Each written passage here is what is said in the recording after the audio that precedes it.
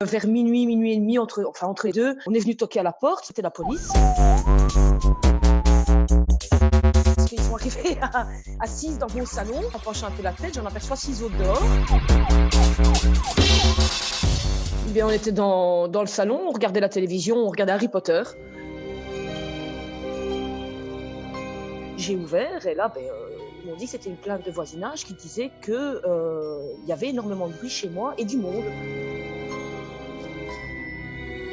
Il n'y a pas de bruit, on regarde Harry Potter, on est tranquille dans le salon et voilà, elle m'a dit oui, le bruit on n'a pas constaté et puis sans une parole, ils sont rentrés dans le salon. En fait. D'office, je lui dis que voilà, il n'y a que moi et mon compagnon et mon ami qui loge là, mais qui est de chez moi depuis avant le confinement et que c'est une question de santé, je veux dire entre guillemets psychologique pour lui, de ne pas être seul chez lui. Donc elle me répond tout de suite, c'est la loi, il n'a pas à être chez vous, le confinement, c'est le confinement, c'est un procès de 250 €, mais sur un ton vraiment exécrable et sans que j'ai le temps d'en dire plus, d'expliquer la situation.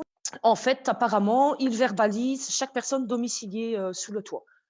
Donc, mon compagnon, mon beau-fils qui a 18 ans, ma fille était présente, mais vu qu'elle est mineure, elle n'a pas eu d'amende, elle a juste présenté sa carte d'identité. On me les a fait réveiller, ils étaient couchés, ils dormaient. J'ai dû les réveiller, les faire descendre pour être constatés. Et c'est là que la policière me remarque le petit manteau de ma fille de 3 ans et me dit oui, je vois qu'il y a des vêtements de petits enfants, veuillez faire descendre vos enfants, je dois les voir. J'ai pu expliquer qu'ils n'étaient pas là, qu'ils étaient chez leur papa. Je suis pas une fille à me laisser faire, donc forcément je lui ai répondu. Je me sens violée dans mon domicile, chez moi, je n'ai pas le droit à la parole. Forcément le bal est monté et là on me menace tout de suite de m'embarquer au poste.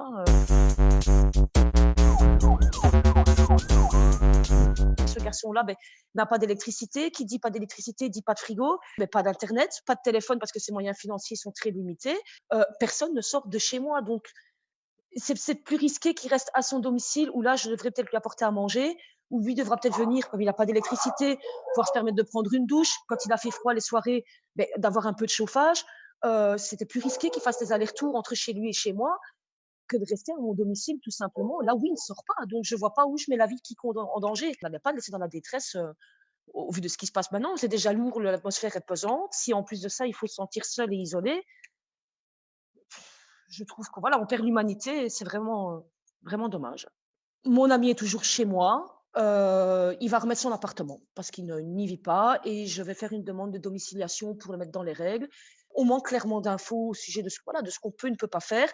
On est dans un climat incertain où c'est la peur qui règne. Je comprends que la police, soit débordée. Je suis quelqu'un qui adore en plus ce métier. Dans ma famille, il y a eu des militaires, des policiers. C'est un métier honnêtement que j'adore.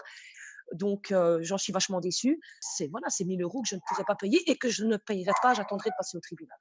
Clairement, j'en dors pas. Je pensais pas que j'en serais marquée comme ça, mais oui, clairement, ça marque. Ces personnes qui sont seules, ils n'ont aucun moyen de dire: «Mais voilà, moi je suis inquiet, moi je suis anxieux» et on va en arriver à des morts indirectes, je pense, de la maladie qui vont certains menacent clairement de se foutre en l'air. Moi, ça me fait vachement peur.